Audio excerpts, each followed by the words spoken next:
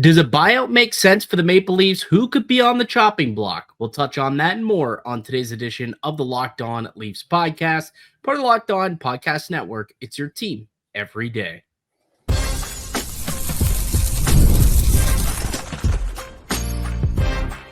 You're Locked On Maple Leafs, your daily podcast on the Toronto Maple Leafs, part of the Locked On Podcast Network, your team every day.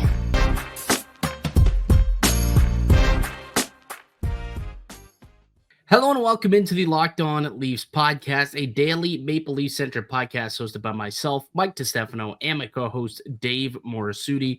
This episode is brought to you by Monarch Money. Take control of your finances with Monarch Money. Use the code LOCKEDONNHL at monarchmoney.com for 50% off your first year. What's happening, Dave? How are you feeling on a Thursday? Doing pretty good. Game one in overtime right now as we're doing this. Yeah, pretty competitive. It's been a great game, honestly. As of this recording, Oilers and Panthers tied at 3 goals apiece. Overtime, it's just about to start up, if I'm not mistaken, here. But we're like, all right, let's try and break this podcast, try and get this thing done quickly. We can get back to watching the Cup final. So typically, I love when overtime finishes quickly, but for this one, maybe get to a second OT and. By the time everyone's listening to this conversation, they know exactly what happened. So we don't need to keep harping on it. But it's been an electric start, that's for sure, between these two teams. And I'm excited. It's going to be a fun series. Buyout talk. That's the conversation we're going to have today here on the Locked On Leafs podcast. And, every year it's as always a discussion. Is there anyone that's worthy of a buyout, whether it's with the Maple Leafs or any other team? And you get on buyout watch. And this year, I think there are some candidates, which we can get to in a moment. But I think we got to go over whether or not it's even worth to go through with some buyouts first. And a big reason why we're going to have this conversation is because of a report from Elliotte Friedman via his 32 Thoughts podcast last week, where he said, quote, I do think they're going to contemplate buyouts at the bottom of the forward lineup, and I think they're going to investigate everything they can to make their forward group better. So, according to Friedman, they're going to contemplate a buyout. So let's contemplate it as well, Dave. Let's do that exercise right here on the podcast, the same one that Brad Treliving and company will be doing, just trying to see, does it make sense to buy out 1, 2, 3 players, however many buyouts are plausible for the Maple Leafs to make their team better. I'm sure they'd be willing to do. So first and foremost, why don't we discuss for those who maybe are a little unaware of how buyouts work? Should we probably, explain the buyout process, Dave? Yeah. So essentially there's 2 forms when it comes to buyouts, right? It all depends on the player's age. Because depending on the player's age, it's either a third of the contract gets bought out or 2/3 of the contract gets bought out. So that's kind of the first thing the Leafs have to deal with when you're looking at the buyouts. And obviously the candidates that will be discussed, David Kampf, age of 30, Cal Yarncroc, over the age of 30. So both of those players will be 2/3, will be a 2/3 buyout.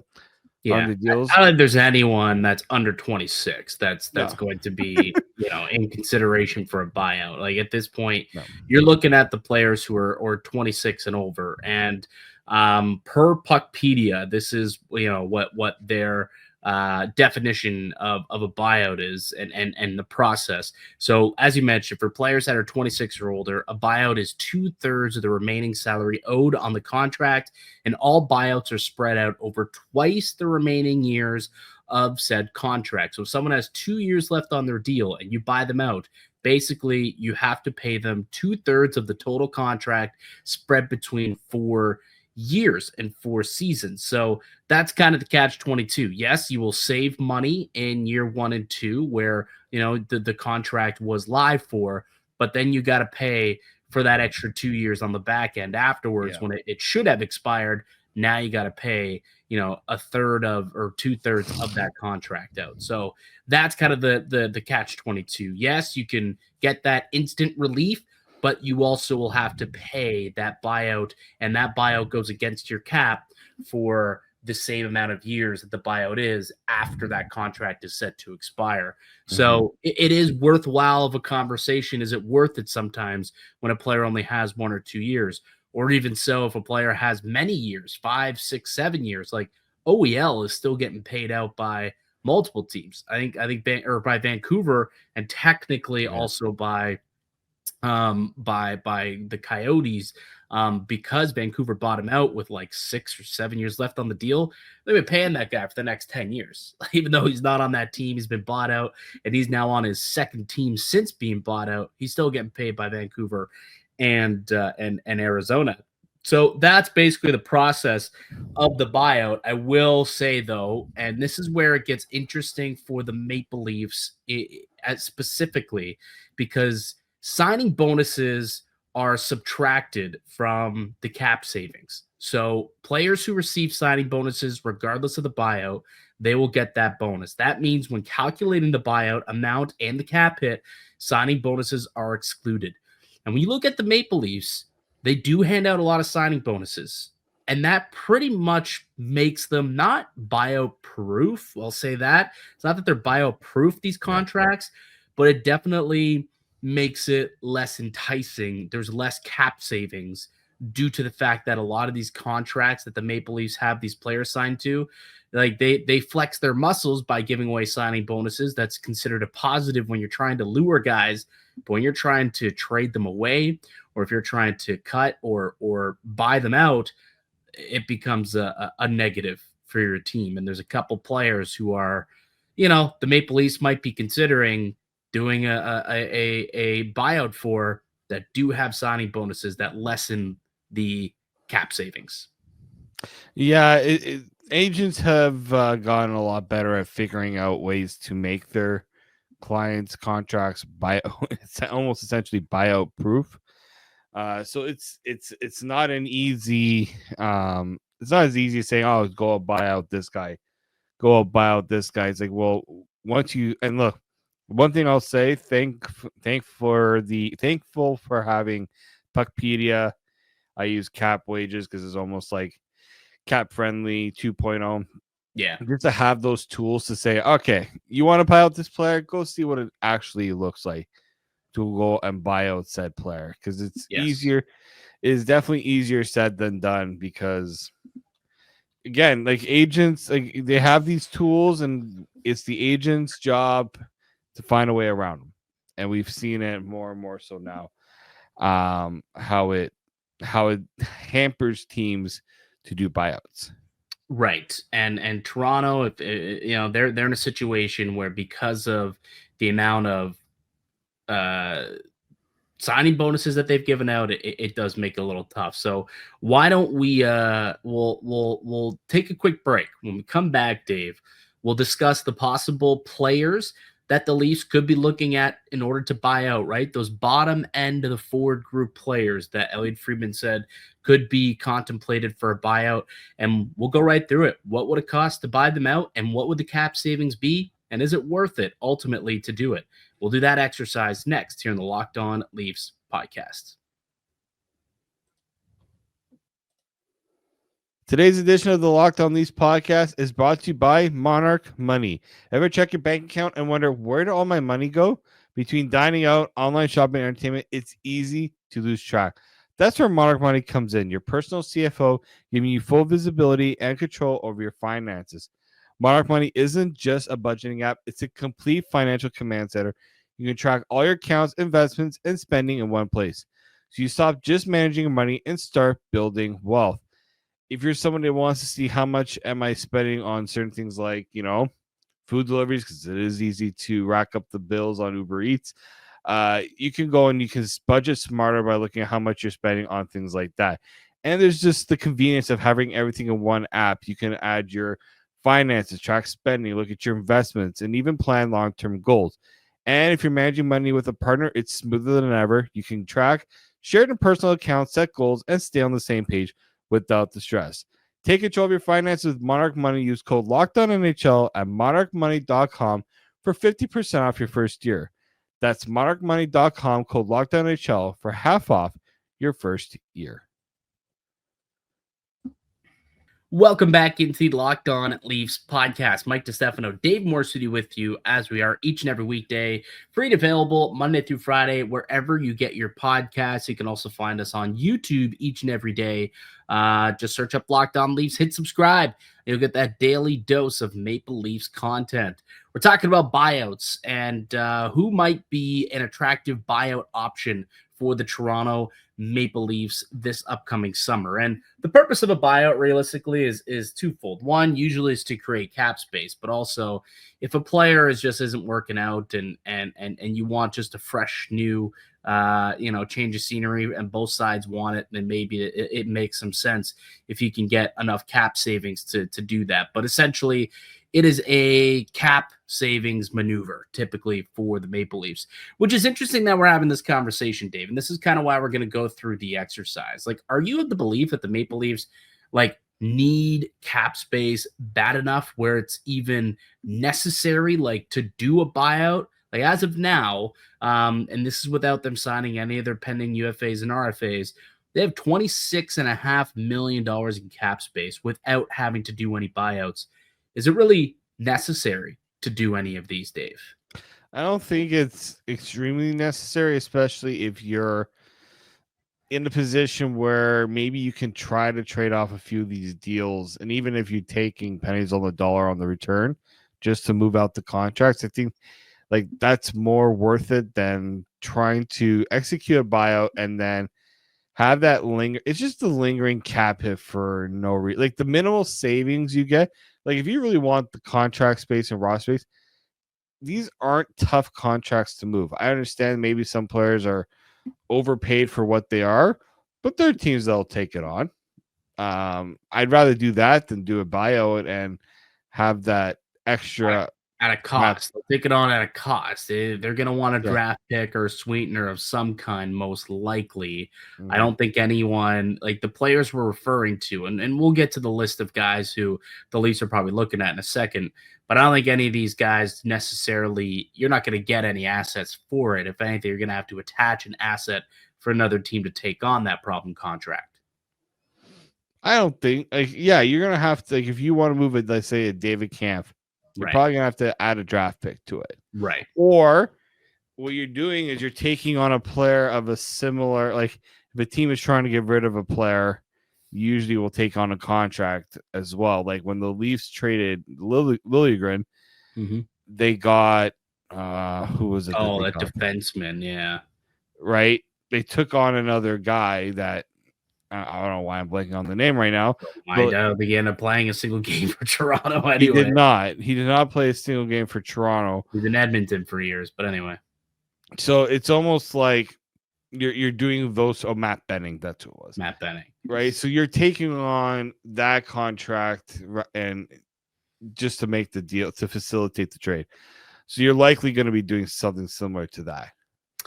Yeah, and it just, I don't know, sometimes it doesn't make sense to do it that way, especially if you're, if this is for cap reasons, you're looking to free up cap space, you probably don't want to bring much cap back the other way. All right, let's talk about the candidates here for the Maple Leafs. Who to you are the guys? Elliot Friedman again says, I think they're going to investigate everything they can to make their forward group better.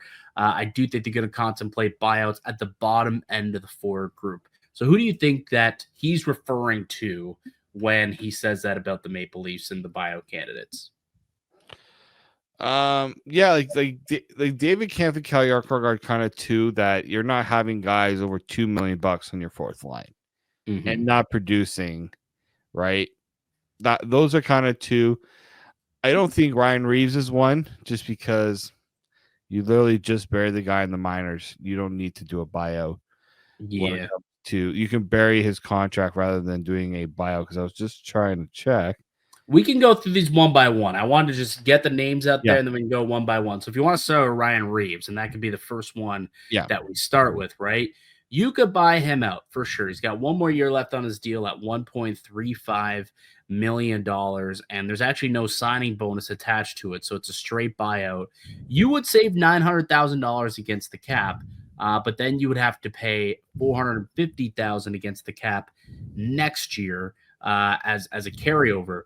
The thing is, Dave, if you just bury his contract in the minors, you can bury, 1.15, 1.25, something like that. Yeah. In the minors. So you actually would just save more money sending Ryan Reeves to the minors again for the year than you would if you bought him out, and then you also won't have a cap hit next season as well against him. So that makes 0 sense to buy out Ryan Reeves. It makes 0 sense, especially because he has 1 more year left. Right. Just play out the year, you'll be fine. The other player you mentioned, David Kampf. Let's go through his scenario. So I like to me, the players, I think there's 5 guys who can really contemplate in total. I think Reeves is one, Kampf is another, Calle Yarncroc is another. You could have a conversation about Max Domi. We'll look at what those numbers look like and see if it makes sense. And then the one big one that I've seen some people throw out there, it's not a forward, but it is a big number, and it's Morgan Rielly. Would it make sense to possibly buy out Morgan Rielly? We'll have that conversation as well. But David Kampf, I want to get to first here.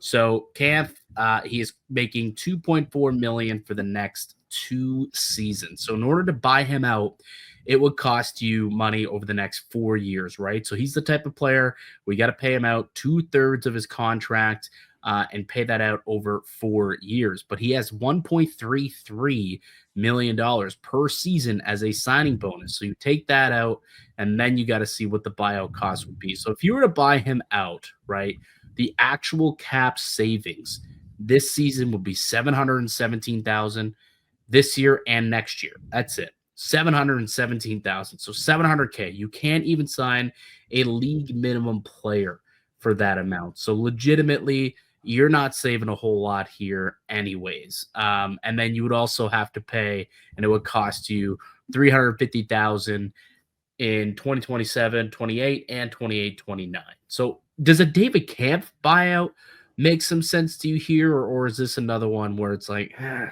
don't know about that? I don't either, especially because there's 2 more years left on that deal. If you have to just, for the year, keep him around and maybe look at doing it the year after, you could consider that. But I think your best route, see if somebody will take that contract, right?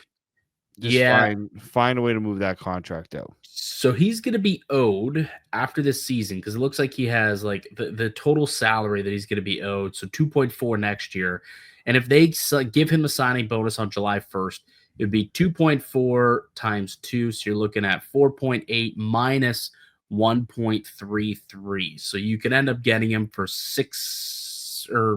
4 point something million, essentially, or 3 point something million dollars, 3.66 million, 67, whatever it ends up being. You can make that signing, or you can make that trade possibly after July 1st, because then you're getting him for cheaper, a team who maybe needs to get to the cap floor, and you attach, a 4th round pick or something, or one of your lower prospects, maybe a Topi Niemelä type of prospect who doesn't seem like he's going to be anything here in Toronto. Maybe another team would like to give him a look, and it would just cost them David Kampf, which is cap space that they have to use to weaponize to accrue other either picks or players.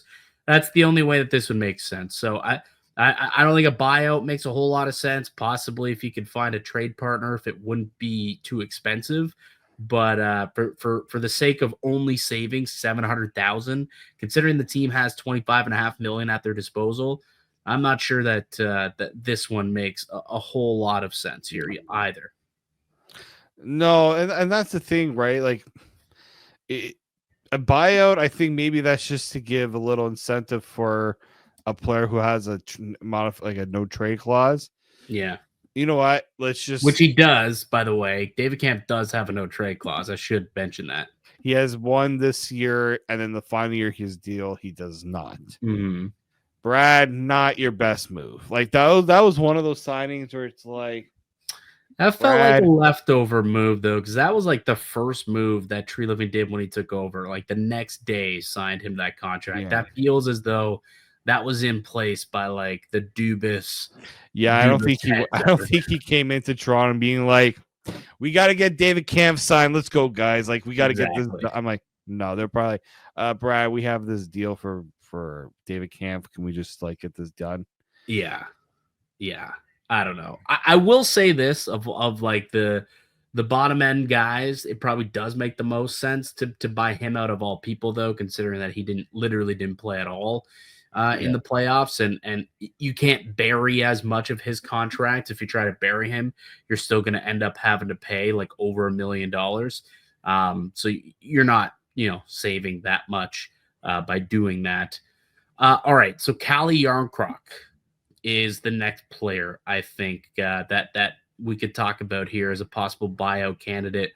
He is a cap hit of 2.1 million this upcoming season of a cap hit. 1.33 of it is a signing bonus. So again, in a situation where a majority of his contract is signing bonus, so that it doesn't really work. It's only the base salary that you're going to have to kind of split between 2 seasons, and it's going to save you 500,000 this year, but then it's going to cost you 250,000 against the cap next year. For the sake of 500,000 in cap savings, it just makes sense to keep Cali Yarncroc as a bottom end player for me. He did prove in the playoffs once he was finally healthy that he can be part of a shutdown trio. Yarncroc, Lawton, and Steven Lorentz proved to be a great fourth line, a terrific fourth line. And I'm not sure, for the sake of saving 500,000, like, are you going to find a better player with that money? No, you literally can't. In order to replace him, you'll have to find someone making league minimum, which will be more than 500,000 in the savings. So again, makes no sense to make this one. Again, it's only makes sense if another team's willing to take on the deal, and you don't have to get you find a way to make a deal work without giving up much as well. That's not a buyout; it's a trade. I know, that's why the trade is still the better. A buyout just doesn't make this Leafs team. It would make sense if they didn't have the signing bonus as part of it here, because let me do the math here when it comes to it. So it's because of the signing bonus that really makes it tough to do. So when it comes to Cali Yarncroc, or actually let's go back to David Kampf really quickly.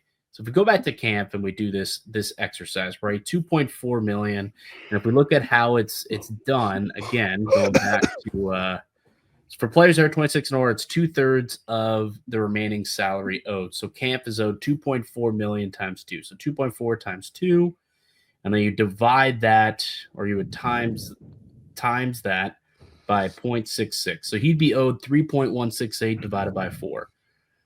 So he would only get 7.92 million over the course of 4 years, which means take that minus 2.4. You would be able to save 1.6 million in cap. So that's the difference between the signing bonus and not. Instead of saving 1.6 million in cap, you're only saving 700,000 in cap. That's where the signing bonus kind of clips the Leafs here. We might have lost them. Okay. Let's take a quick break. When we come back, hopefully Dave is back in order, because I did mention one other name, and it was a spicy one, Morgan Rielly. So when we come back, we'll talk about the possibility of whether or not Morgan Rielly makes sense as a buyout candidate. And we'll do that next here on the Locked On Leafs podcast, part of the Locked On Podcast Network. It's your team every day.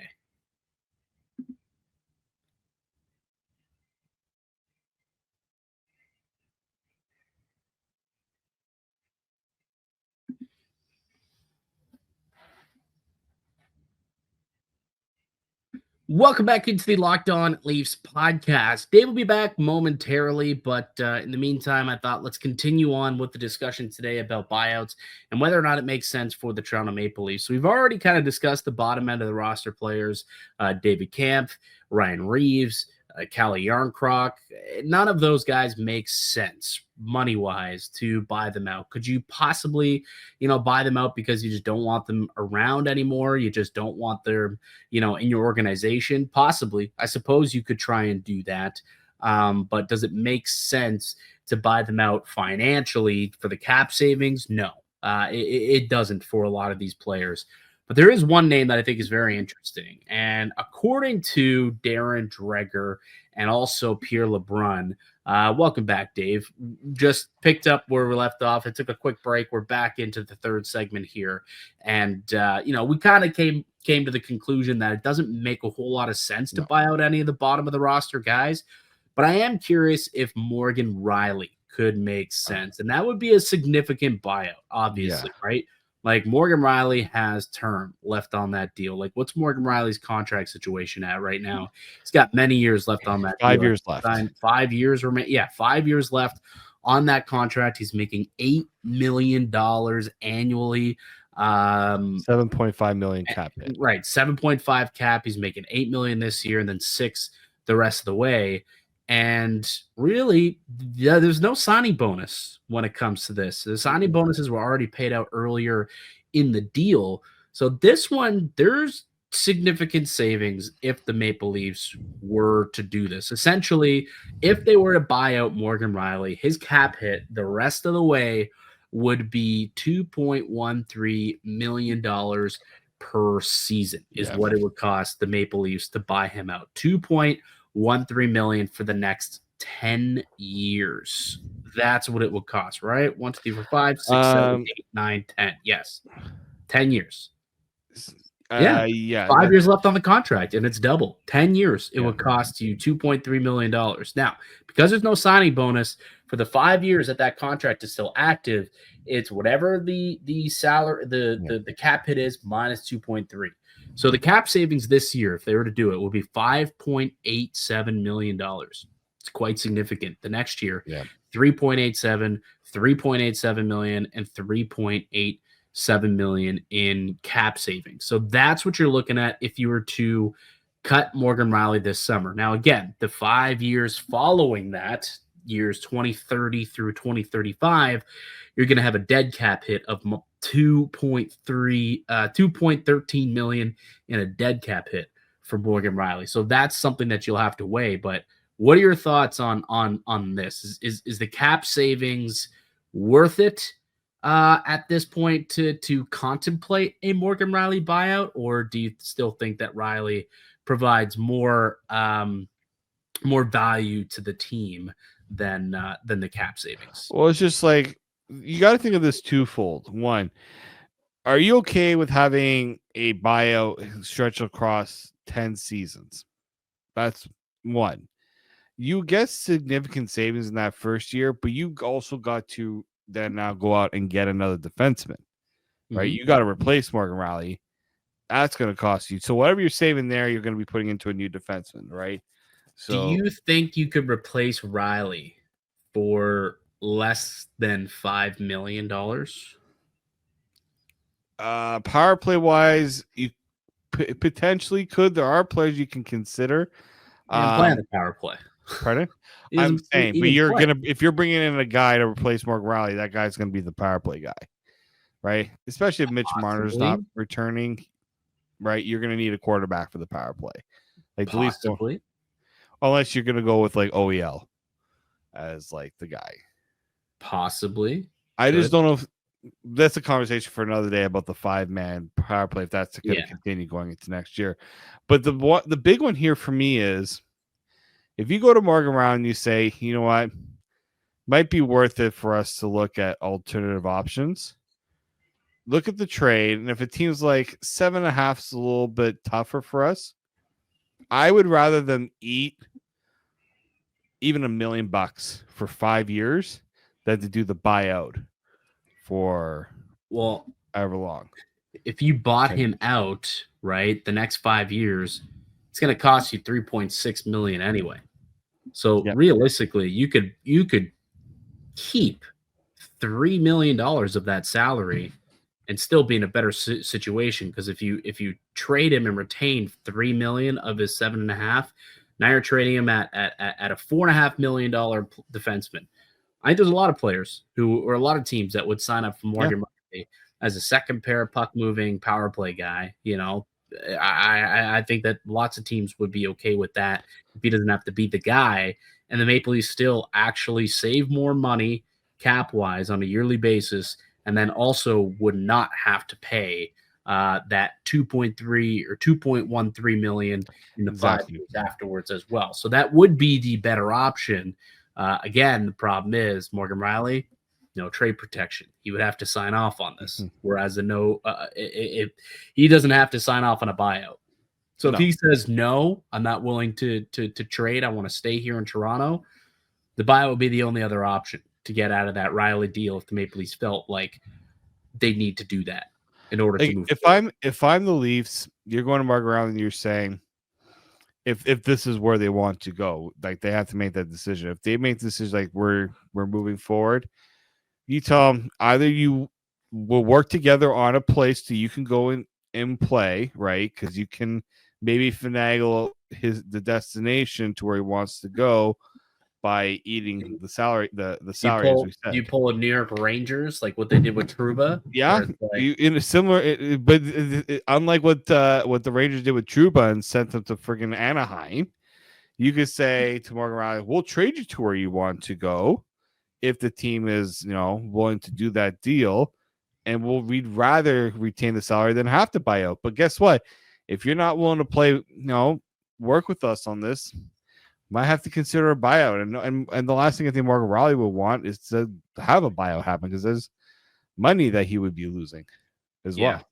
Yeah, exactly. So I don't think it's going to happen. I will say that this is all hypothetical. Yeah. And I think there's a very small likelihood that conversation really is even being brought up because if I'm not mistaken, I did hear from a couple of insiders that there was no appetite to ask Morgan Rielly to waive a no move, a no trade, and no appetite to buy him out. So it's not something it sounds like the Leafs are thinking about, but I thought it'd be worthwhile to have the conversation and see what it would look like, and if they should be having that discussion. And I think it is worth a discussion at the very least. I think saving $5 million this year, $5.8 million this year, 3.8 the next 4 years after that, like you could definitely use that cap space and go out and get some big players, right? You can go out and fill your depth and whatnot. So I think it's worth a discussion. Whether it happens, I think it's very unlikely, but worthwhile discussion. All right. Anything else we want to get into today? Oh, Toews. There's some Toews news possibly with the Leafs being interested in Johnny Toews, Dave. Our boy Nick Alberga. I mean, it's been well regarded that Jonathan Toews wants to come back to the NHL. He's been ramping up his training, similar to like Patrick Kane, right? To take time off, get yourself a little bit healthier. I mean, Kane had hip surgery. Toews went and did this very different style of treatment plan, let's just say. So Alberga is saying that the Leafs will be one of those teams that will reach out to see if Toews is interested in Toronto. And I'm pretty sure I saw Dreger had the same report. I think LeBron also mentioned it too. There's been some heavy insiders who've mentioned that for sure, that the Leafs will be one of a few teams reaching out to Jonathan Toews to gauge interest there. And there definitely should be interest. I mean, you talk about wanting to bring in some winning DNA. You can't get much better than Jonathan Toews, Captain Serious. He's got a couple cups. He's got a gold medal, both as a world junior and as an Olympian. I know he's missed hockey for the last couple of years, but man, I still think that he can play at a high enough level to be a competitor and to be a piece for this Leafs team. He's not going to be what he was. He's not going to be a big point producer. But can he play a Pacioretty-like role for this team? That's where I think you look at it as a possibility. I don't think it'll be super expensive, but it's certainly one that I think the Leafs should consider. Toews would be a great addition if they can get him in free agency this year. Yeah, especially at center. Like they really need to find a way to bolster their center ice position. Yeah. What I don't want to see is Tavares go out the door and the team think, well, maybe Toews can take over that, but that can't happen. I got a better John Tavares replacement if they do that. Oh yeah, you want to talk about it tomorrow? Let's talk about it tomorrow. I like it. There's a little tease for tomorrow. The Tavares replacement if he walks out the door. We'll talk about that on Friday's show. That'll do it for us here today, though, on the podcast. I'd like to thank you all for listening and supporting the show. You can subscribe to the Locked On Leafs podcast on all platforms and receive daily Leafs content. Follow myself on Twitter at Mickey_Canuck. Follow Dave at D_Morassutti, and follow the show as well at Locked On Leafs. We'll be back with another episode for you guys tomorrow. Until then, keep it locked right here on Locked On Leafs.